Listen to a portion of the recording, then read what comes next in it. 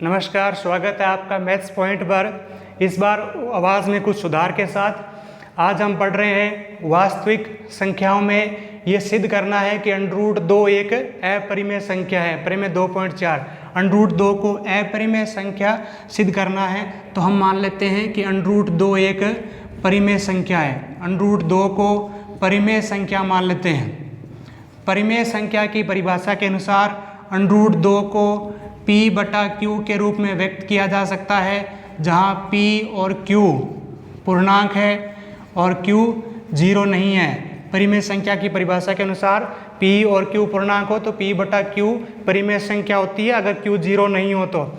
इसके साथ साथ हम ये भी मान लेते हैं कि P और Q का उभयनिष्ठ गुणनखंड 1 है। P और Q का उभयनिष्ठ गुणनखंड 1 है। जैसे यहाँ पर लिखा हुआ है 6/12, तो 6 का मतलब हो गया 2 × 3 और 12 का मतलब हो गया 2 × 3 × 2। तो यहाँ पर उभयनिष्ठ गुणनखंड 2 भी है और 3 भी है। अगर 2/3 लिखा हुआ है इसका मतलब उभयनिष्ठ गुणनखंड कितना है? 1 है। तो इस तरीके से संख्या है P/Q जिनका उभयनिष्ठ गुणनखंड 1 है। उसके बाद P को 1 से गुणा करेंगे, P √2 को Q से गुणा करेंगे, √2Q। अब दोनों पक्षों में वर्ग करने पर वर्ग करेंगे तो P का वर्ग करेंगे P² √2 का वर्ग करेंगे, √2 को √2 से गुणा करेंगे 2, Q का वर्ग होता है Q²।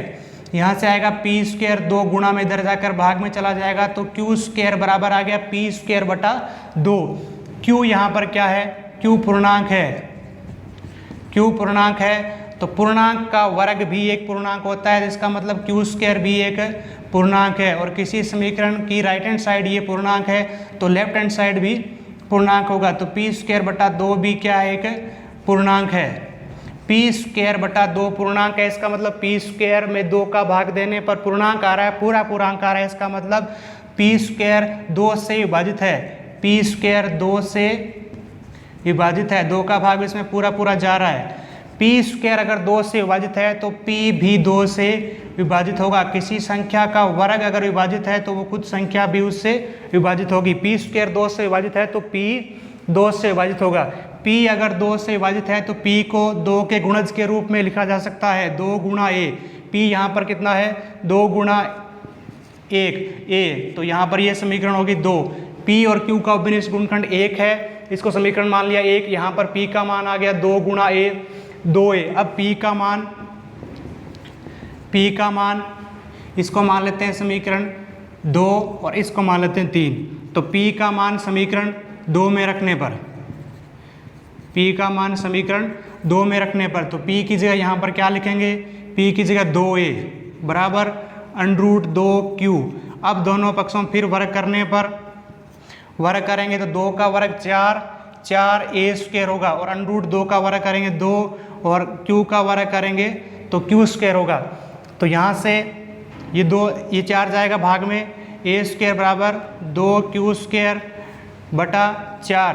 तो 2 × 2 2 दूनी 4। अब देख रहे हैं कि A² पूर्णांक है, A² पूर्णांक है, इसका मतलब Q²/2 भी पूर्णांक होगा। इसका मतलब Q² में 2 का भाग देने पर पूर्णांक आ रहा है, इसका मतलब Q² 2 से विभाजित है। Q² 2 से विभाजित है। Q² 2 से विभाजित है तो Q² अगर 2 से विभाजित है तो Q भी 2 से विभाजित होगा। और अगर Q 2 से विभाजित है तो Q को 2 के गुणज के रूप में लिख सकते हैं। 2 का गुणज 2 × B, Q को 2 × B के रूप में लिख सकते हैं। ये समीकरण 4 होगी। और अब 3 और 4 समीकरण 3 और 4 में देखें तो P और Q का उभयनिष्ठ गुणनखंड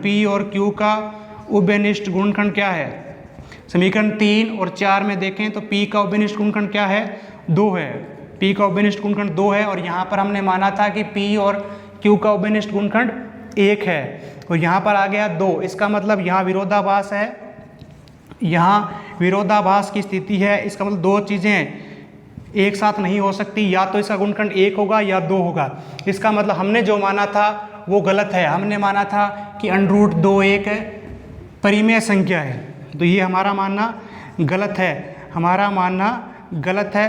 तब सही क्या होगा? जो हमने माना है उसका ठीक उल्टा। हमने माना था √2 एक परिमेय संख्या है, तो ये हमारा मानना गलत है। सही क्या है? सही ये है कि √2 एक अपरिमेय संख्या है।